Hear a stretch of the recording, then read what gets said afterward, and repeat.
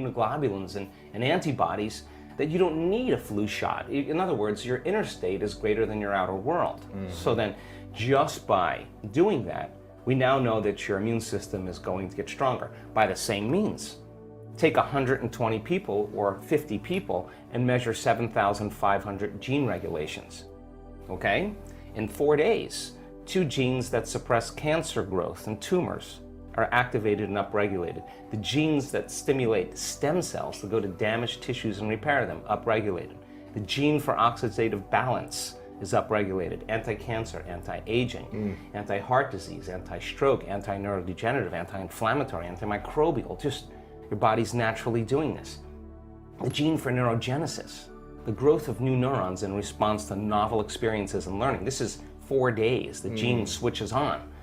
The gene for more balance in the pituitary and the pancreas, the gene for the microtubules of the cells, the little fibers that respond to energy and frequency. So in 4 days, we now know that you can change your genetic destiny if you just practice the inner work.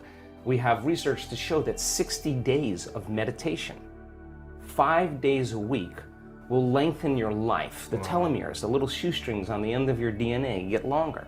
That means your biological age is changing. So we have the evidence now to show people what's possible. We have brain scans that are so outside of normal that when neuroscientists see them, they're blown away, because the amount of energy that's in the brain during this transcendental moment is hundreds of times outside of normal. Wow. I mean, you can't make your brain do that. Something is happening to you, and that person's having a transcendental moment. And we now know that we can predict it, and we now know that we can induce it.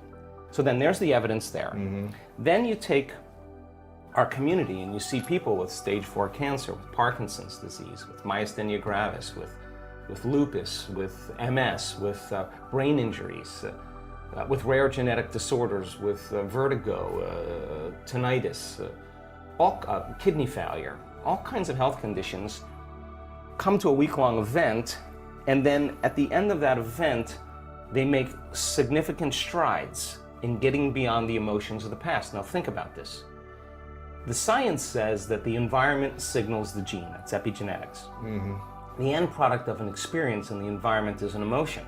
So as long as you're living by the same emotion every single day, you're signaling the same gene in the same way.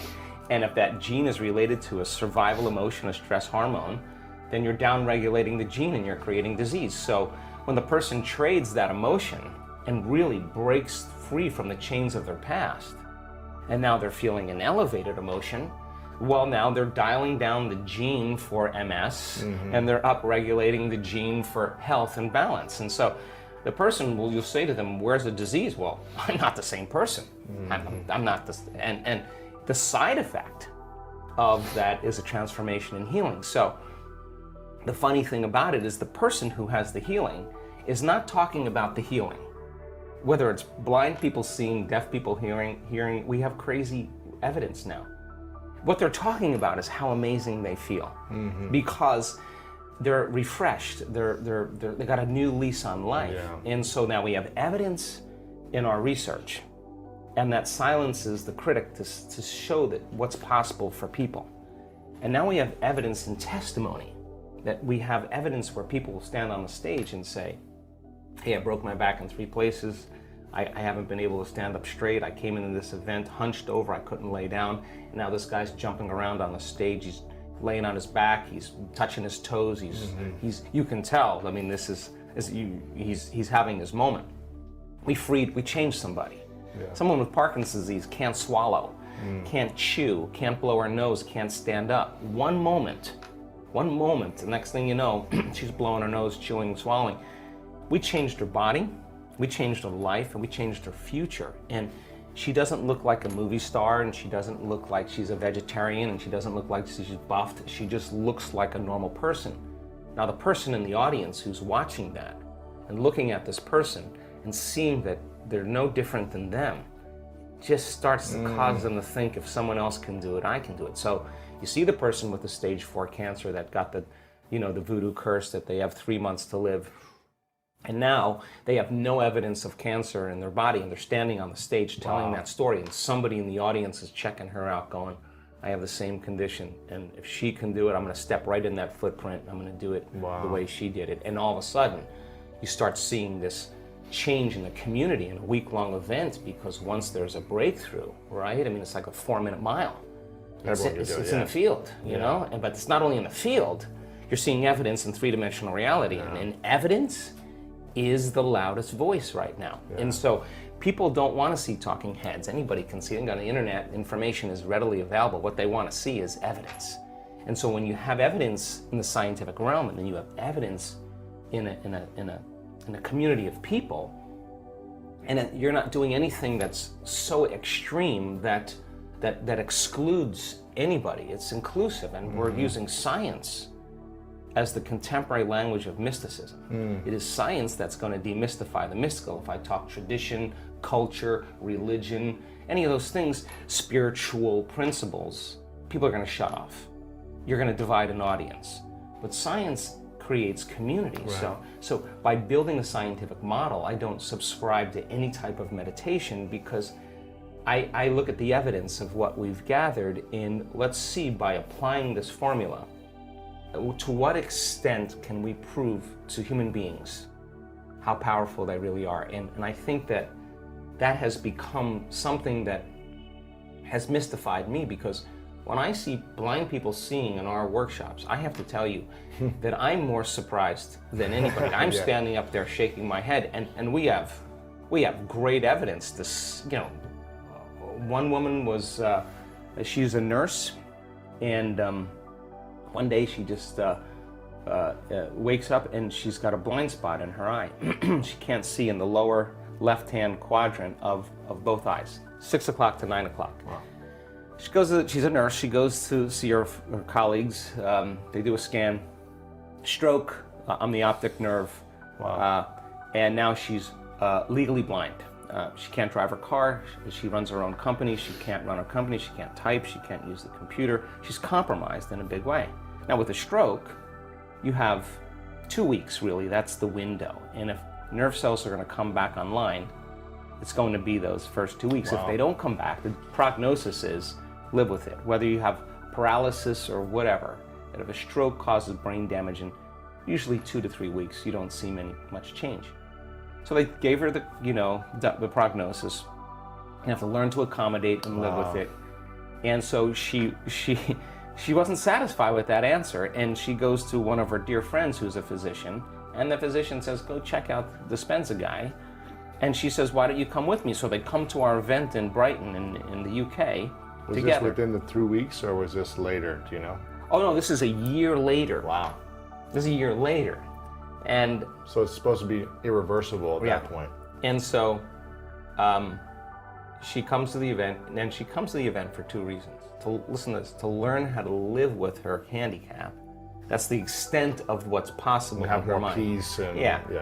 And then create a nonprofit to help people. Those were her 2 things. So somewhere in the middle of the event, it occurs to her that she could actually possibly heal her eyes. So she goes for it.